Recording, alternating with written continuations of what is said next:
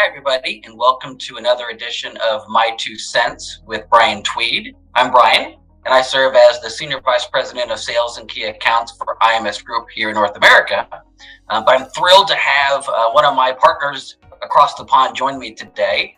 Suhail Mirza serves as an onshore advisor for our IMS People Possible group. But in addition to that, he is a speaker, an author, a contributor to a wide variety of boards across the UK healthcare landscape, and it really is a quintessential knowledge expert and trusted advisor to the UK healthcare recruitment sector. And so without further ado, I'm thrilled to introduce Suhail to My Two Cents. Suhail, welcome. Suhail, obviously it's an extremely busy time in the healthcare markets, but kind of just walk through the current landscape in UK healthcare. It is an extraordinary time, actually, and people are subject to hyperbole saying this is always a transitional time, but it truly is. As many people will have seen on the news, we have a new Prime Minister, and we also have a new Health Secretary, the third in as many months. So that in itself is a massive transition, but we've got a huge crisis here within the UK healthcare space, the provider space, the NHS, 6.7 million people waiting for routine operations, massive shortages of staff, and the healthcare recruitment sector has never been required to be actually on point as it is now. Well, and obviously, with so much demand and challenge, with what the pandemic has brought, and even though that's been subsiding a little bit, what's it like, as a recruiter in this current healthcare landscape?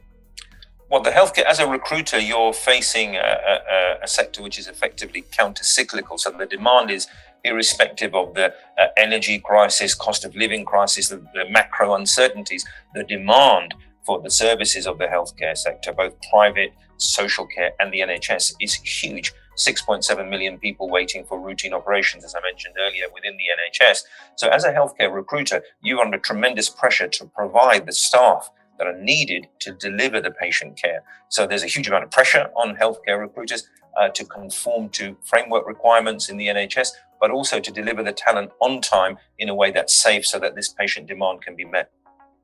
Right. Oh, absolutely. And well, obviously it's a demanding and pressurized occupation as a recruiter. Nothing compares to what the healthcare workers has gone through, the last several years. So it's caused burnout, and I know that you're certainly an advocate of wellness and well-being. So curious on how the dynamic of healthcare workers in this space, how the supply and demand has shifted, and how burnout's been a factor. No, it's a great question, Bryan, and burnout has been a ubiquitous topic now throughout COVID, but also post-COVID. The reports globally from leaders such as McKinsey will show that actually the incidence of mental well-being being affected by the pandemic continues for a long time after the trauma of a pandemic. The meta statistics show by the Lancet across 204 nations, 53 million people increased depression, 76 million people increased anxiety. Specifically looking at the healthcare space, the Health and Social Care Select Committee over here in the UK Parliament has reported on the unprecedented level of burnout, stress among healthcare workers. Large numbers of people, whether they're doctors or nurses, are considering whether to stay in the profession. Many are leaving. So that adds pressure on the system. And for healthcare recruiters, it makes their role even more crucial to make sure that they support the people that they place within these environments and actually help them to nurture their own careers. Well, absolutely. And again, appreciate your work and focus on well-being. It's really critical as we go forward. Obviously you're focused on the healthcare recruitment side of our staffing world, but curious, what do you see as some of the sectors that are going to have the biggest demand as we head into 2023 and beyond?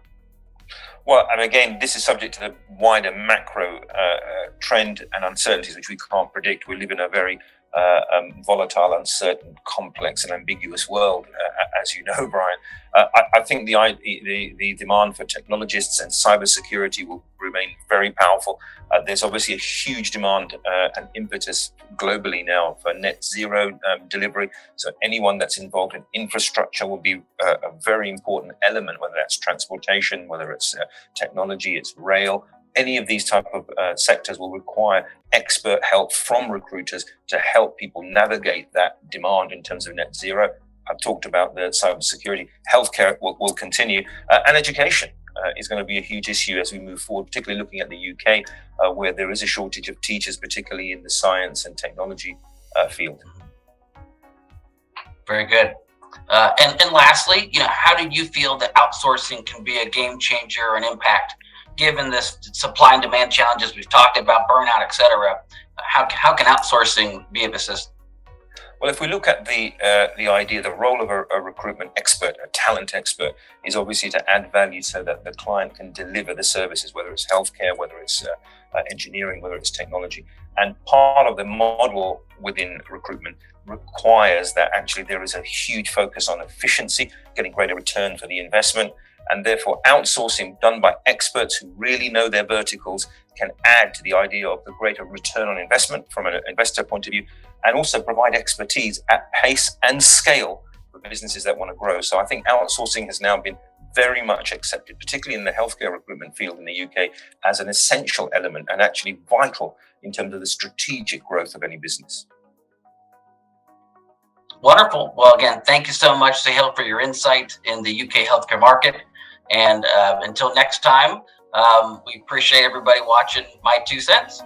Thanks, everybody. My pleasure.